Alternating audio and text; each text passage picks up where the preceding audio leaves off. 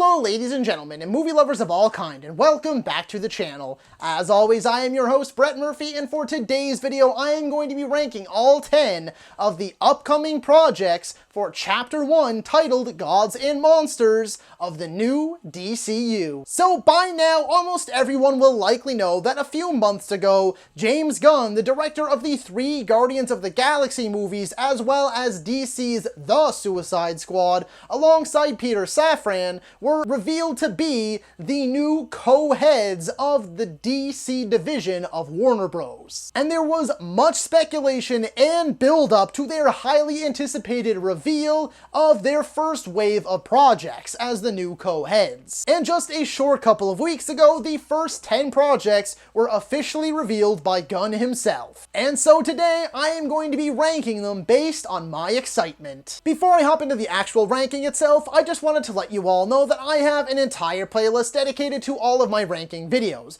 There's already over 100 videos on that playlist, so if rankings are your thing, then be sure to check that out, and I guarantee you'll find something you like. And so without further ado, let's hop right into things. Number 10, Waller. So I will admit right off the hop that this is the only one of these 10 projects that I'm actually not really looking forward to at all, and kind of wondering why it exists to begin with. However, I will also be the first to admit that I definitely doubted James Gunn when they announced that we were getting a Peacemaker spin-off series. I was left wondering why. Basically just why. Out of all of the characters that we got in the Suicide Squad, why in the world did we need a Peacemaker series? And I very quickly ate my words, as that was easily one of my favorite TV series of 2022. James Gunn shocked the hell out of me, proved me wrong, and delivered once again.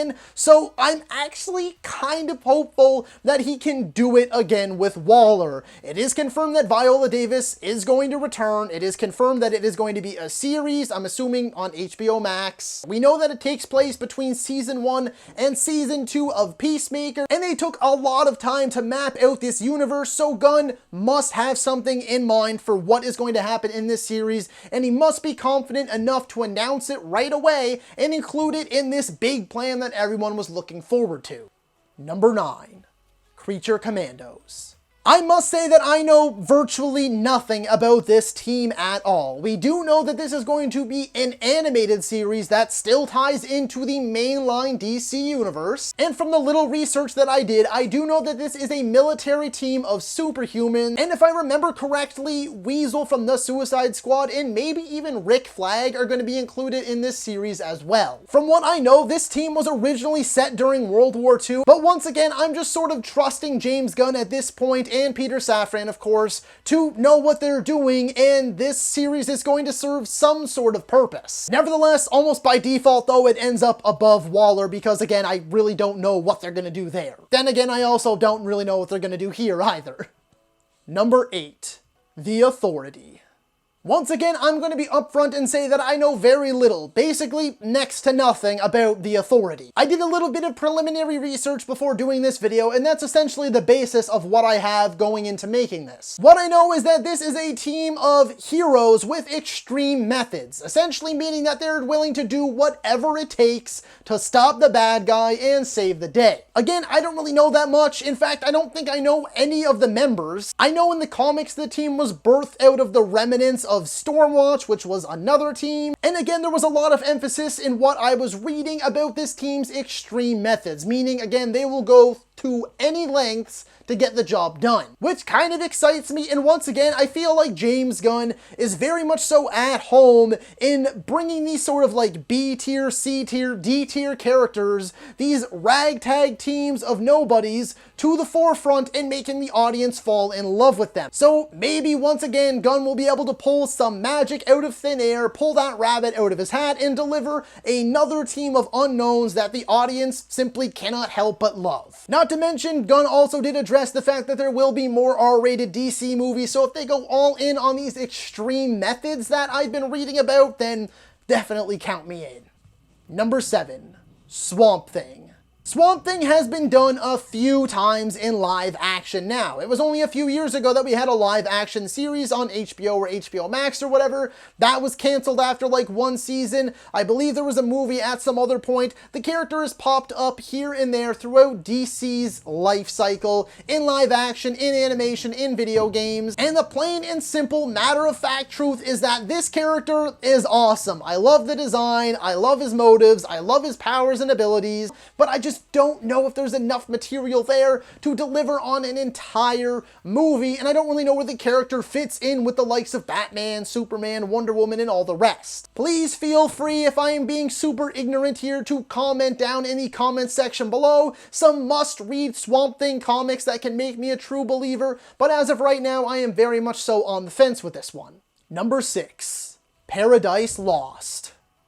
Okay, so this one I am a bit optimistically apprehensive about as well. It is a series based on the Amazons of Themyscira. I believe it is a live action series, and truth be told, the moments and sequences set on Themyscira and anything with the Amazons really in Wonder Woman 1984, or Zack Snyder's Justice League were some of the best and biggest standout sequences of those movies. So having an entire series set there on Themyscira, which is just gorgeous, stunning, and following all of these badass women taking on like these Greek mythology monsters and things like that and other intruders, that sounds pretty damn cool to me, but it could also go very, very wrong if it isn't given enough time, love, detail, and effort. As a final note too, I do want to say that they likened this Paradise Lost series to Game of Thrones, which is a pretty tall order and some mighty big claims to make, so once again, if it is anything like that, then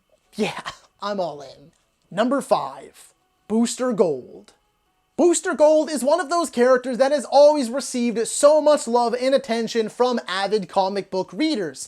Again, I know very little about Booster Gold. What I do know simply just comes from animated series that I enjoy. I know that he's arrogant, I know that he's cocky, I know that he's funny, and I know that he tends to mess up every now and again, which to me just sounds like a lovable loser that can sometimes come in clutch and become one of my new favorite heroes. There are plenty of casting rumors and speculations and hopes going around on Twitter right now, and if any of the main big ones get casted, then I think I will be a true believer in this one, and if they can really lean into the more comedic, outlandish elements of this character, I think that we're in for a good time.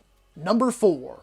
Lanterns. So Gunn and Safran likened this series to HBO's True Detective, but with Green Lanterns, and we know that we are going to have 2 Green Lanterns, Hal Jordan and Jon Stewart, as our big 2, which are arguably the 2 most well-known and iconic Green Lanterns. The fan base is going to have these castings under a microscope until they are officially revealed. Rumors, leaks, news, speculation is going to be running rampant because we have been dying for a solid Green Lantern live action outing, considering that Ryan Reynolds' movie was a massive, colossal dud. I'm sure that pretty much no matter who they cast, the fan base is going to be split, but there are a lot of high hopes riding on this one, and this is easily one of the biggest projects that they need to deliver on to make myself and pretty much everyone else a believer in this new DCU.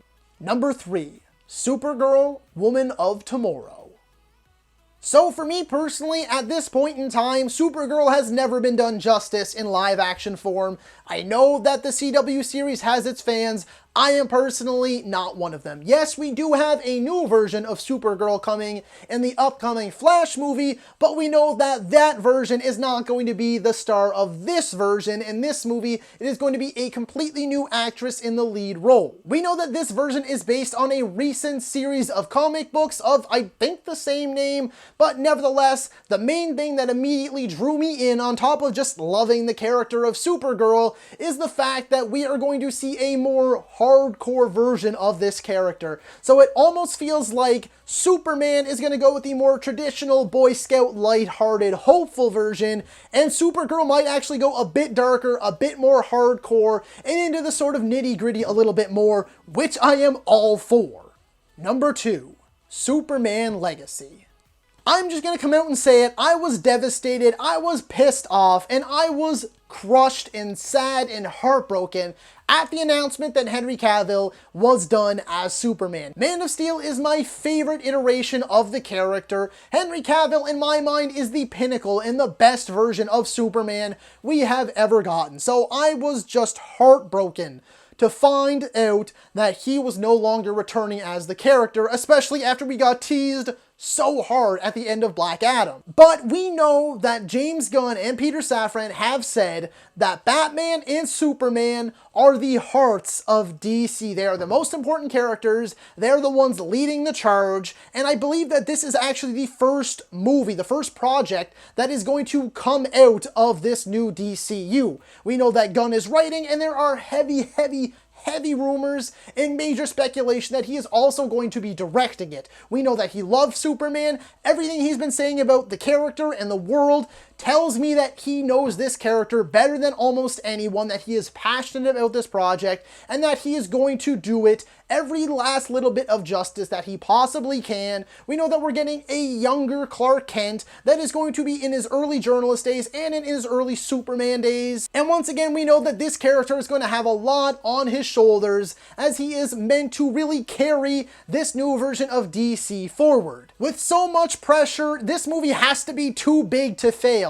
It has to be basically universally beloved, and I must say, I'm actually fairly confident. Number 1, Batman, the Brave and the Bold. So at the time of the release of the Batman, the Brave and the Bold animated series, I was just a little bit beyond that point in my life where, like, I still did watch some cartoons, and of course I have so much nostalgia for the ones that I love, like the animated series, Batman Beyond, Justice League Unlimited. That's no surprise, no secret there. I love those series, I still watch them regularly, but I just didn't really feel like tuning in and watching this animated series on the regular. This one just seemed way too childish for my liking, so I never really got into it. What we do know here is that once again we are getting yet another Batman that is not Ben Affleck, that is not Michael Keaton, and that is not Robert Pattinson, because the Batman is going to be part of a different universe, the Elseworlds as they're calling it. So we are getting a brand new Batman that's supposed to be a little bit older than Superman. I think he's going to land somewhere around his mid-30s, because they're going to want this guy to have the legs to play the role for quite some time. But what excites me the most, because we haven't truly gotten this at least done well in live action, is that we are getting the Bat family. We know the two main characters are going to be Batman and Damian Wayne's Robin, but I must assume that if Damian is the Robin here, then we are also going to have Dick Grayson, Jason Todd, Tim Drake, possibly even a Batgirl. I'm really hoping that we see the entire Bat family here in live action, and they play a pivotal key role in this new universe. I have been dying for a solid live action Bat family outing. I am so excited to have yet another Batman, and hopefully one that sticks around this time, and even more excited to see all new iterations of the iconic villains, and excited most of all to have a live action Bat family. So that is all for today's video, folks. Be sure to let me know down in the comments if you agree or disagree with my ranking. While you're at it, don't forget to let me know how you would have ranked all 10 of the Chapter 1 DCU projects based on how excited you are. If you're a movie lover whatsoever, then my channel is the place to be for you. Be it rankings just like this one, top 10s versus videos, tier videos, I have all that and so much more, with a backlog of already near, if not over 700 videos on the channel for you to enjoy. So if you enjoyed this particular video, then be sure to hit that thumbs up button. And if any of that sounds like it's right for you and you want to see more from me, then smash that subscribe button right now. While you're at it, don't forget to ring that little bell icon. That way you can be notified about all of my latest uploads. And as always, stay safe, thank you so much for watching, and that's a wrap. Hey you, yeah you, if you made it this far, just know I appreciate you, and while you're here, consider hitting that subscribe button.